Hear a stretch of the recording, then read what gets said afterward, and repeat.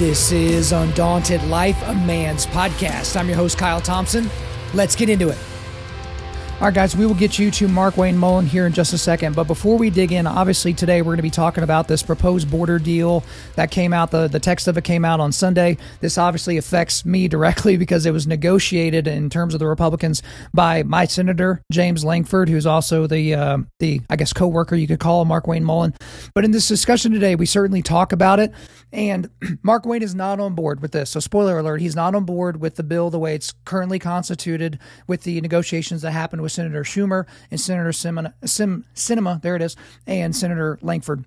And so we didn't dig into a lot of the text of the bill. We got into, okay, what does it look like now? How did we get here? What does it look like in the future?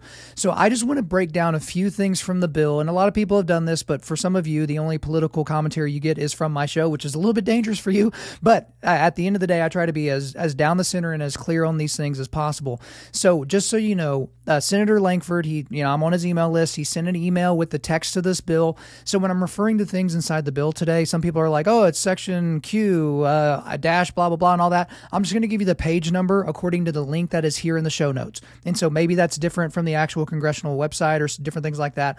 But as I was reading through a lot of things in this proposal, because it's like 300 pages, it's a lot. It's very heady if you're a lawyer out there, and I know we got some good lawyers that listen to this show, especially the ones out there in Nacogdoches, Texas. Shout out to you guys.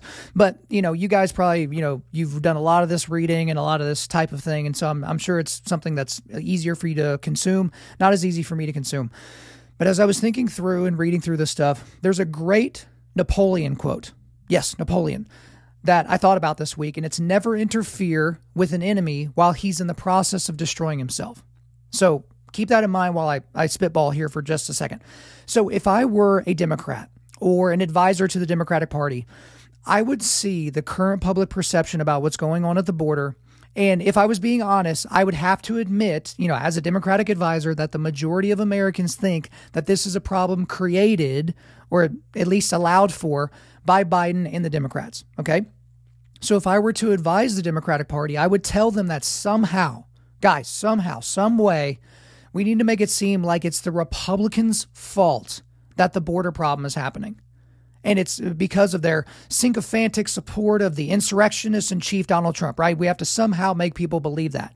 I would tell them that this would be an almost impossible task to pull off, but that we should at least try to do this so that we could gaslight the American people. And then this bill proposal was released. And boom, it's the biggest possible gift for Democrats, because now Democrats can reasonably say that this is the Republicans' fault.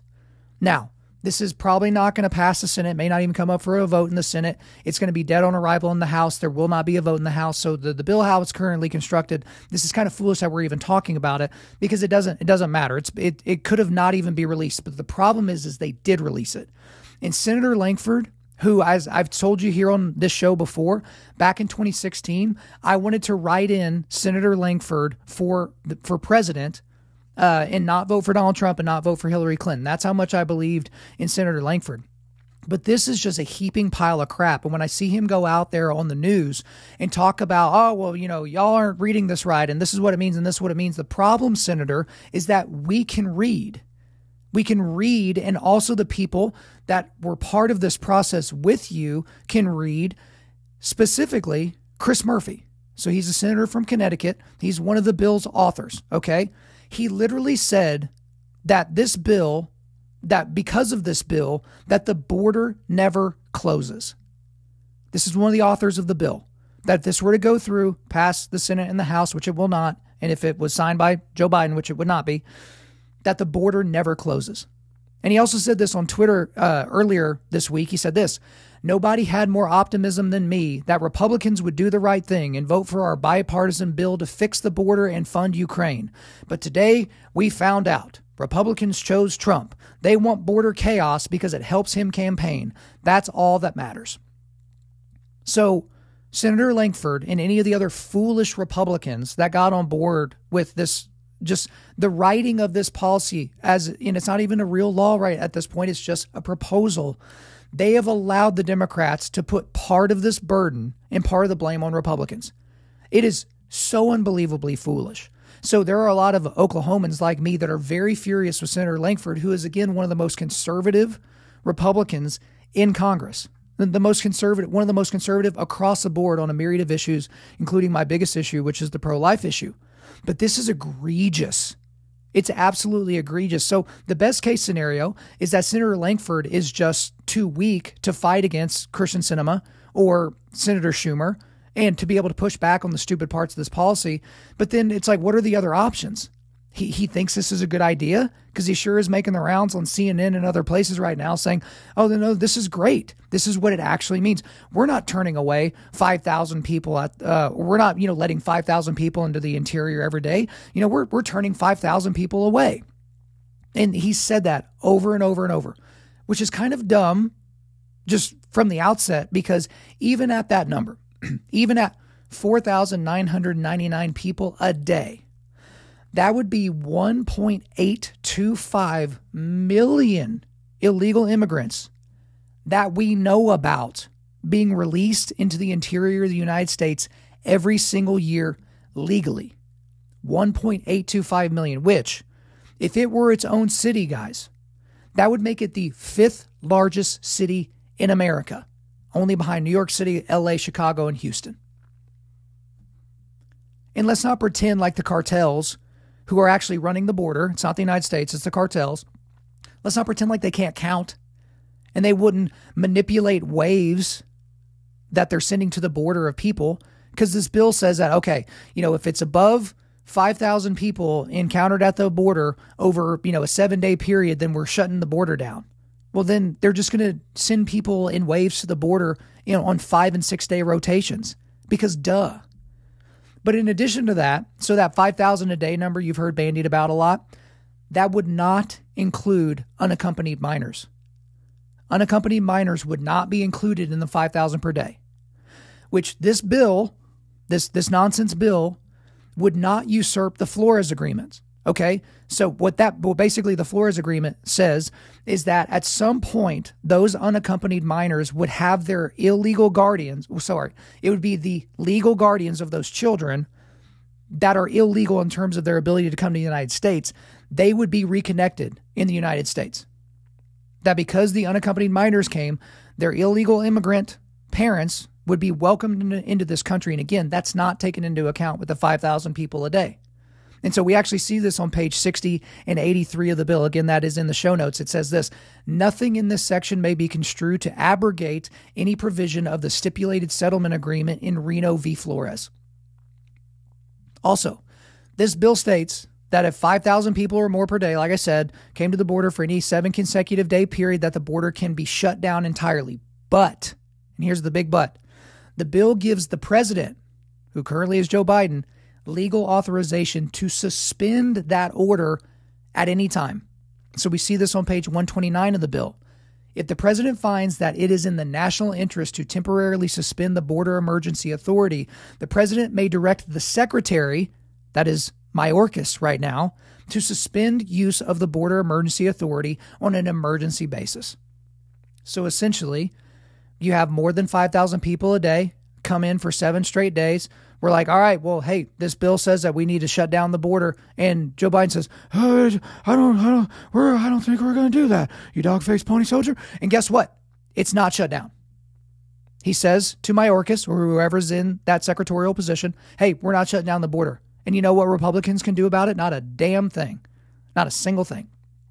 Also, a crappy part of this bill is it changes the language around asylum claims from, quote, significant possibility of persecution, unquote, to, quote, reasonable possibility of persecution, unquote. So again, an asylum seeker, right, has to show up at one of the ports of entry and say, look, I fear going back to my country because there is a significant possibility of persecution. The cartels have basically taught them how to say that in English. But it's changing it from a significant possibility, which is difficult to adjudicate anyway, to a reasonable possibility of persecution, which how in the world would anybody adjudicate that? Now, there's a reasonable possibility of persecution. There's also a reasonable chance that a meteor is going to fly out of the sky and hit me in my head on my way to walking to my truck here in a little bit. It's reasonable. It could happen, right? And we see this on page 120 of the proposal.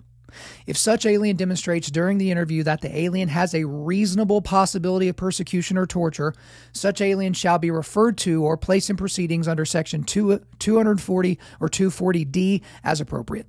Okay? In addition to all this, just kind of, spitballing here at the end, it codifies catch and release. So catch and release is, we catch you at the border, then we release you into the interior with a court date, 95% of which people don't show back up to. Also, this proposal has a sunset clause that would go well into a potential Trump presidency. So this would actually hamstring President Trump starting in January of 2025 if he takes the presidency, which I think is, a dubious assumption. But if he does take it, he has to abide by the nonsense that would be in this bill. And then, obviously, this has been talked about a lot. The overwhelming majority of the funding does not go to the border wall. It does not go to Border Patrol agents. It doesn't go to anything border related in terms of the United States border.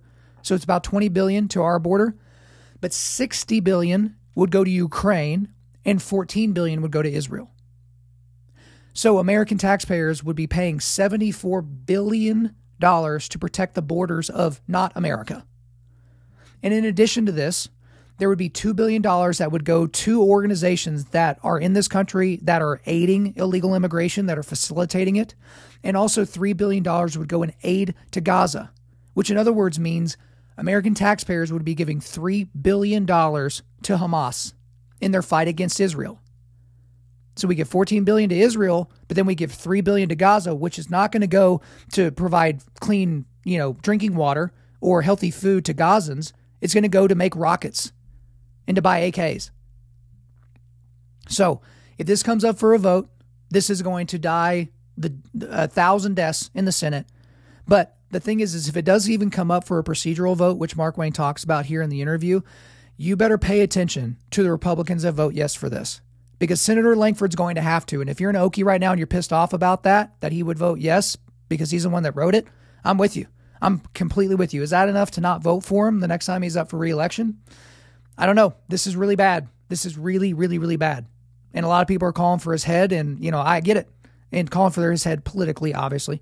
And I totally get it. So the bill is nonsense. I wanted to spend a little bit of time going through some of that because we don't get into that much detail in terms of the actual bill and the language of the bill in this interview. But we'll go ahead and send you off to my interview with Markwayne Mullin. So enjoy. All right, Mark Wayne, you're back. I can tell by the look on your face that you're a little disappointed that I'm back to my normal dress here. So I've got the official uniform of Undaunted.Life, a man's podcast. Are you sad? Yeah, I am. You set the standard so high to just go back to regular. I mean, it's not even a V-neck t-shirt. Yeah, it is. There it is. Well, I can't. You're all fuzzy on my end. Okay, at least you're stepping it up and going to a V-neck. But I mean, yeah, the whole top hat and the tuxedo. I mean, man, you just killed it. It just really brought the level of professionalism of this podcast through the roof. Which was never my intention because I never want to be misconstrued as being professional. So I'm very disappointed to hear you say that. But I will say before I threw on the tuxedo and the top hat, I did think to myself, man, I'm kind of setting the standard here because it's like when you go out to dinner with somebody first and you go to like a fancy steak restaurant, it's kind of hard to go to Burger King afterwards. But it just kind of is what it is. But we got to get down. Okay. Well, since you're talking about it, am I the only guy that after I go to a fancy dinner, I come home and still want a bowl of cereal? Okay, so I went to a dinner here recently, and here's the deal.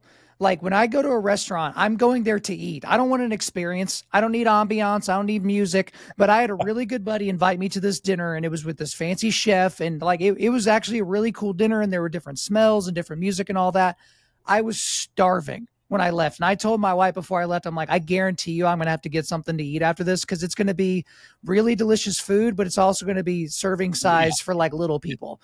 And, I destroy as much food as possible during a very short window during my day. So, yeah, you and I are on the same page with that. I will eat a bowl of cereal, I would say at least 50% of the time after I get home from a dinner. I'll still walk in the door and have a bowl of cereal. Of course, I eat cereal for dinner a lot too. So there you go. Well, hey, whenever you're back in Oklahoma next, maybe you and I can go to the ranch because I don't think anybody has left the Ranch Steakhouse in Oklahoma City and has ever been hungry, or Cattleman's or whatever your favorite one is. See, I'm both, and both of them I leave full. The problem is it's like an hour and a half drive back to my house from there.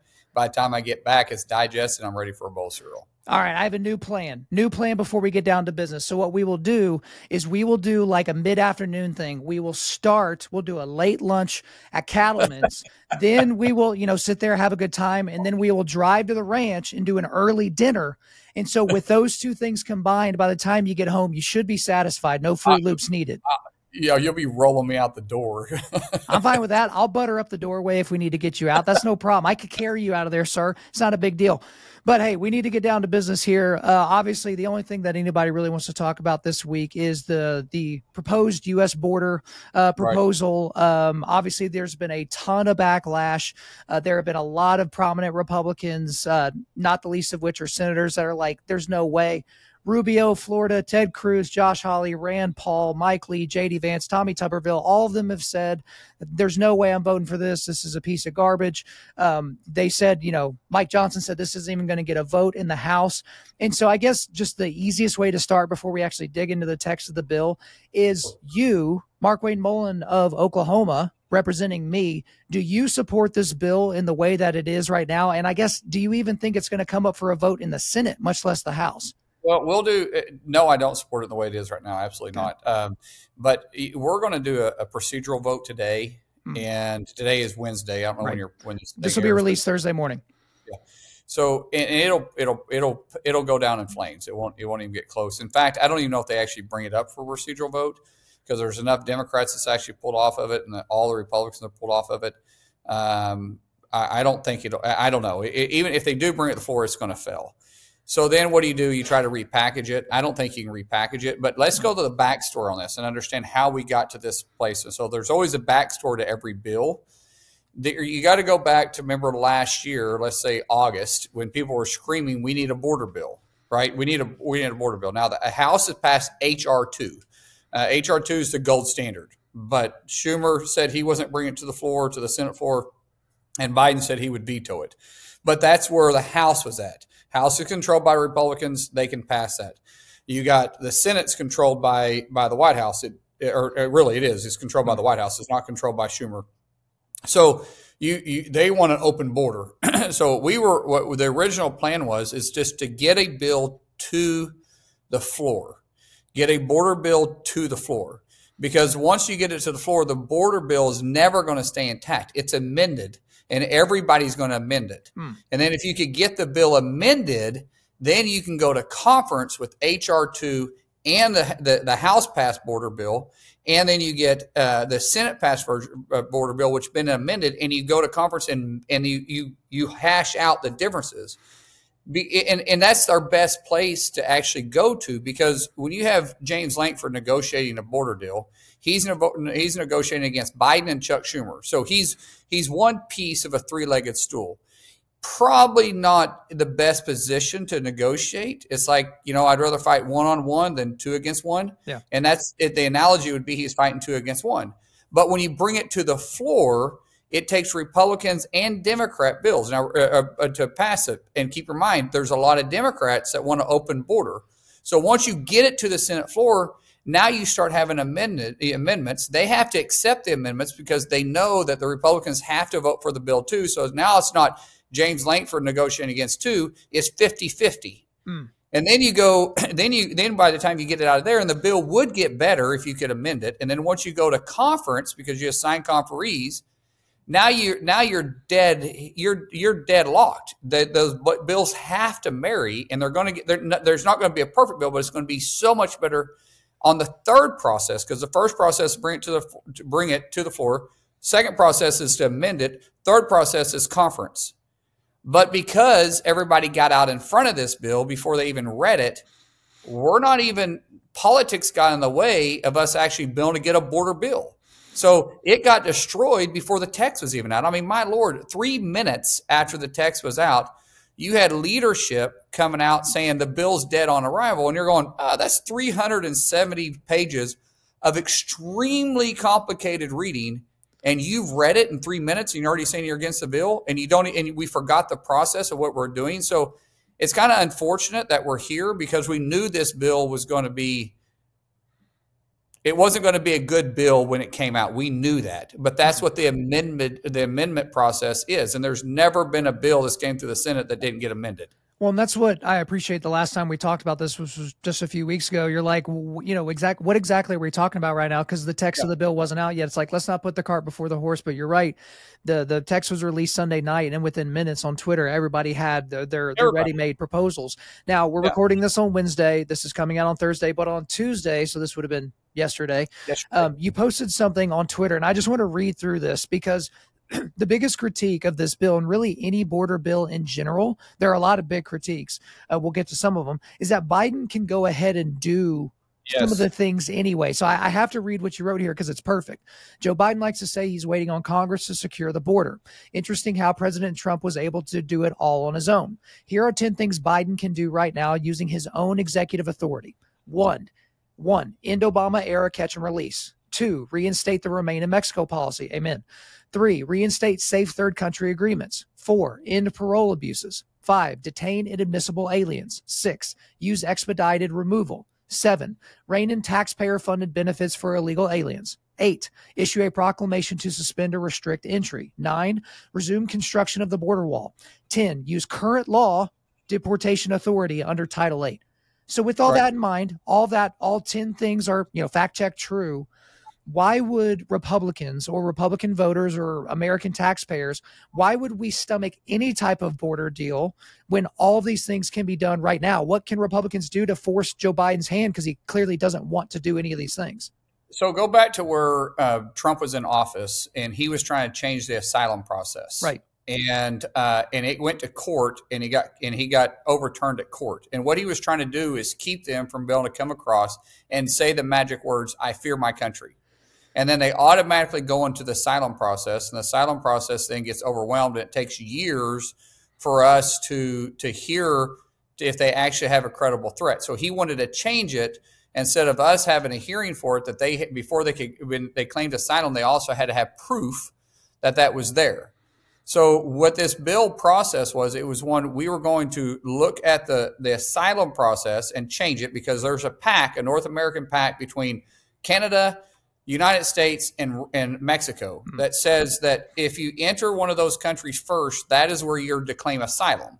So it's first country of entry, and then that's where you claim asylum. So you're not technically supposed to be able to go across Mexico, then claim asylum inside the United States. It's just like you can't go across the United States and claim asylum in Canada, or if you're going south, claim it in Mexico because it's first country of entry, because we're considered a safe country. So if you change the policy and said, hold on, you got to choose, the asylum process was changing to what Trump wanted to put in place, to say, if you come into our country, you can't simply say, "I fear my country." You got to prove, one, that you fear the government and why. Then you had to prove that there was no safe place for you to go to inside that country. And then 3, you had to prove that there was no country you crossed that you could have claimed asylum along the way. Right. That would have stopped probably 95% of the legal crossings from even being able to get into the United States, because they couldn't say that unless they were from Mexico. Correct. Which the majority of the people coming now are not from Mexico. Right. And then the parole process, to where right now we parole 85% of the people immediately. The parole process we are going to change to say that it has to have a hearing. You have to have a hearing before you're released on the credible threats. And it had to be done within 10 days. So what the border bill, what we were really trying to do is change those 2 things. Instead of them automatically be paroled, they couldn't be paroled until they proved the asylum they needed. And those 2 things, if we got them changed, they couldn't be overturned, which is exactly what Biden did. He overturned the executive orders that Trump had in place, which essentially is the Remain in Mexico. You can't, because the Remain in Mexico was the asylum process. So saying that you had to stay in Mexico, you couldn't claim it inside the United States. Right. So we were just trying to take politics out of it and take the executive order out of it and codify it in legislation.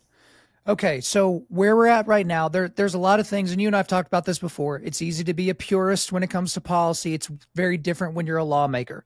But sitting there right now as a lawmaker, This doesn't look like, it may not come up for a procedural vote. Doesn't look like it's going to pass Senate. Definitely won't pass the House. It's never going to make it to Joe Biden's desk.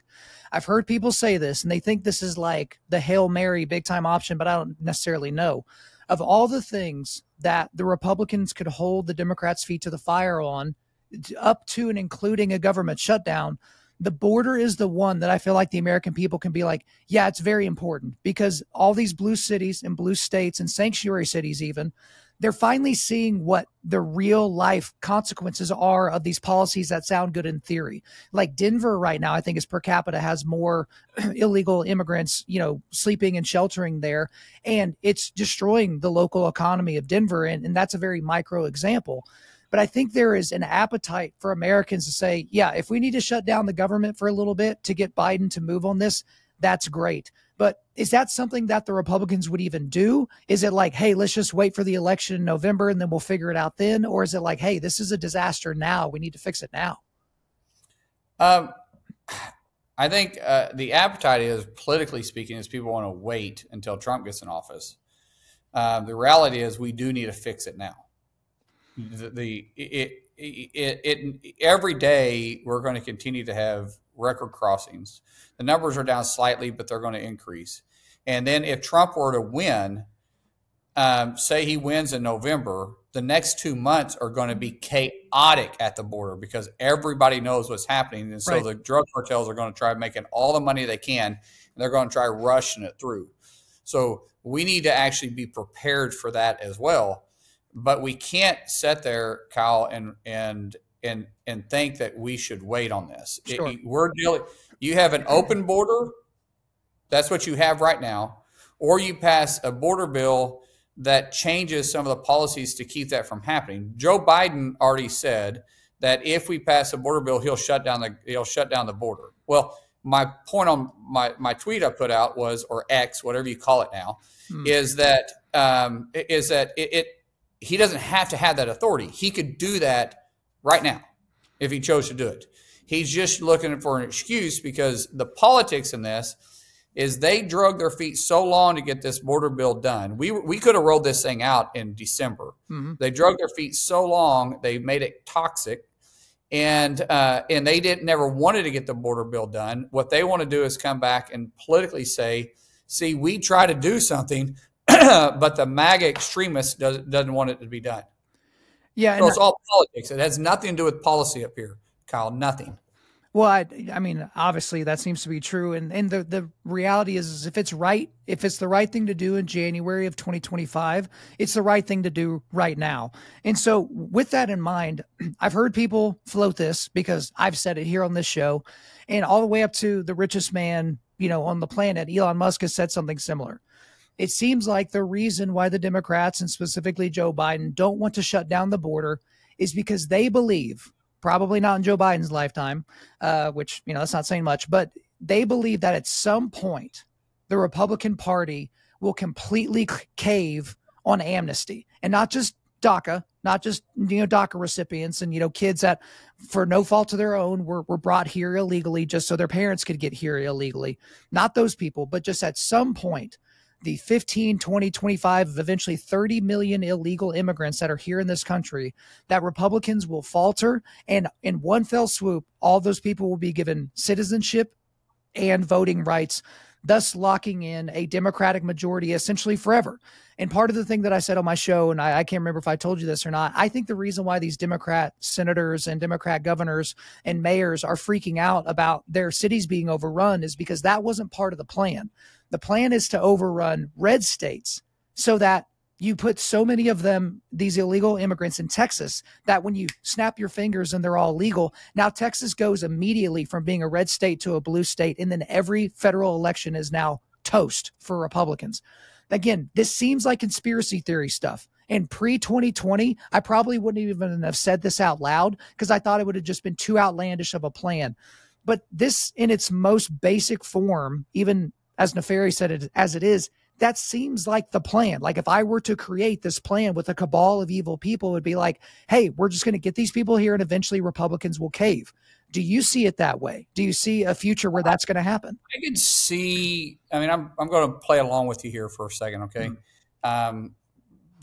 first of all, you can't control how someone's going to register to vote or if they're going to vote for you. So you're kind of taking a hard what ifs on that, and especially with the Hispanic population now turning towards Republicans instead of going towards Democrats. You got to keep in mind, a lot of these individuals that migrated here, they left a lawless third world country. They came here because we're a nation of laws. Now they see this immigration wreaking havoc on that. So you maybe could, if you were just talking about individuals from Mexico that was trying to get over here to work to get a better life, that we all know, we all have had friends that probably came over here illegally. I mean, they're in our lives. They're in our lives. But what you have now is you have this open border that's been going on for 4 years. You have 8.8 million people that's come across, and they're not just Hispanics anymore coming from Mexico wanting to work. These are criminals. And I'll take you back to 1978, 1979 to 1984 when Miami, Florida was the most dangerous country, one of the most dangerous countries in the world, definitely inside the United States, but I think it ranked up with one of the most dangerous countries in the world per capita for murders and for violent crimes. And what had happened then is Cuba had released basically all their prisons and their assigned mental health places, and they put them into boats and shipped them to Florida. Mm-hmm. And it just wreaked havoc throughout the country. Or throughout the city. And there was high crimes. There was burnings of jails when they were locking them up. I mean, it just caused problems. Now look what just happened in New York. There's a lot of criminals that are coming from Venezuela, all across South America, but we'll use Venezuela for example, because there's a lot of criminal activities coming from individuals that came from Venezuela, especially organized crime. And I'm not saying that the government's shipping them here, but you have 7 million people that's left Venezuela. And if your business is robbing and terrorizing your neighbors, there's no one else left to rob and steal. So you got to come to the United States. Those individuals would keep that from taking place. So the amnesty to which you're talking about, no one's going to give amnesty to bad behavior. So even if you soften this 10 years down the road, these criminals are still here, and the criminal doesn't just straighten up one day and decide not to be a criminal anymore. They don't believe that, they don't think that. So I think that could happen if you're just talking about people from Mexico. But now that you have all this criminal activity in, people are fed up, and that's why you're seeing these blue cities, these sanctuary cities.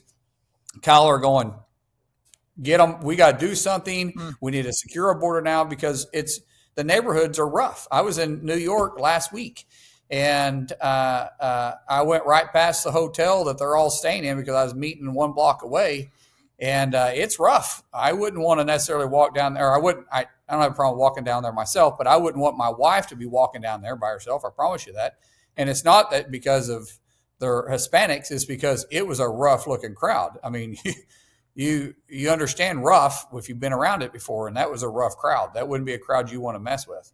No, and I'll be honest, at the end of the year, last year, I always do kind of predictions for news stories that I think will happen. And one of my more macabre predictions that I hope is super duper not true is that I thought that there was going to be a major terrorist attack inside the interior of the United States perpetrated by an illegal immigrant. Because obviously, as we've seen and as a lot of people have said over and over, we're not just getting people from Mexico, Central America, South America. We're getting people from every country on the planet, including countries that have people that hate us.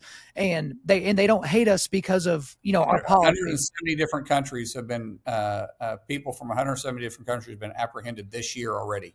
Right. And so we're talking Iran, we're talking North Korea, we're talking Syria, we're talking about these places that these people don't hate us because of, right, all the stands. They don't hate us because of our policies and the things that we've done in the Middle East. They hate us because they hate us, and they want us to die because we are the infidel. And if these people, and like there was even a known terrorist that had just got out of prison that was, interviewed on the southern border, and the people are like, "Who are you? What's your name?" And he goes, "You will know my name soon." I can't remember the guy's name, but this is a guy who has served prison time for terrorism in another country. And now he's in the interior of the United States. Where exactly? We don't have any freaking idea, but I'm assuming he's not sitting in a hotel room by himself. I'm assuming there was a cell of people that he's already linked up with. And so I know you got to run here in a second and go do your actual big boy job. But I guess the last thing that we want to talk about here is, again, Americans are pretty fed up, Mark Wayne, of these bills where there's so many things attached to one bill. So there's Ukraine funding, and then there's Israel funding, and then there's funding going to Gaza, and then there's funding going to this, and then we've got this pet project and that pet project. So I've heard rumblings that because this thing is basically DOA, this proposal is basically dead on arrival, that the Senate is now going to break these bills up. And so Ukraine funding will be its own bill, and border whatever is going to be its own bill. Is that going to happen? You're already shaking your head. That's not going to happen? So last night, if you paid attention, mind you, this is Wednesday, so Tuesday night, the House tried to bring up Israel bill by itself, and it failed. Yeah. So what reason why you see these cobbled together is because there's some people that they don't care about Israel, and they're not going to vote for it. There's some people that they don't care about Ukraine, and they're not going to vote for it, but they do care for Israel, and some that don't care for Israel cares for Ukraine or Indo-Pacific, which is Taiwan. And so the reason why you put those together is because usually not one can stand by itself. So you put them together to try to get the votes for the package of the whole. And that's just the negotiations. That's this reality. I mean, we have 100 senators that represent 50 different states, and we have 435 members of Congress that represent 50 different states. We all have different interests. We all come from unique backgrounds. We all have different things that drive us there. So when you couple these together, it's because it's the only way you can pass them, because it's got to have something in there for everybody. That's why there's never a perfect bill, and there never will be a perfect bill. Like I said, they tried to pass Israel funding by itself last night in the House, which is Republican control, and they couldn't get it passed.